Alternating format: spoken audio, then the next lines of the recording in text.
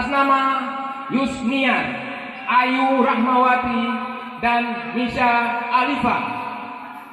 Juara kedua dengan jumlah nilai 94 jatuh kepada peserta kelompok A atas nama Harifa Sanna, Nisaul Fitria, dan Zuriana.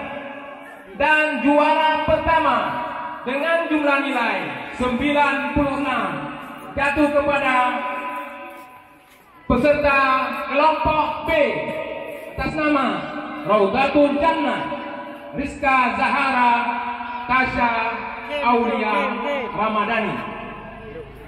Untuk penyerahan trofi dan uang pembinaan, kami minta kesediaan Dewan Juri kami, Tengku Baidarus Anwar.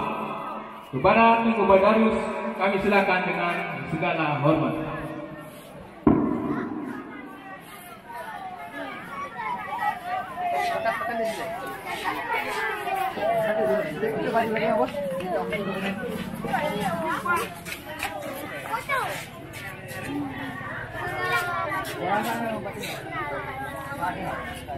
Tinggal baju bawa kan ke dulu ni.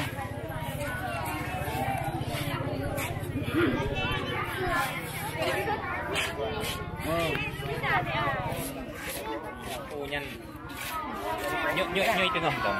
Yuk bawa orang tengah dong. Nyari tengah sih dong.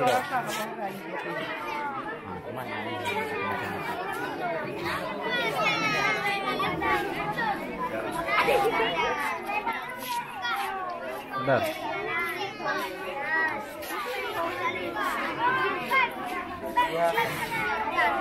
Bulan dua tadi.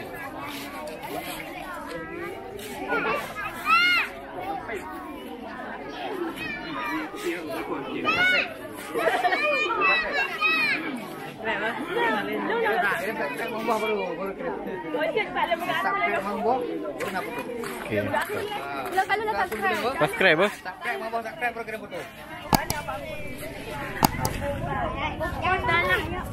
Yang nak subscribe video kirim.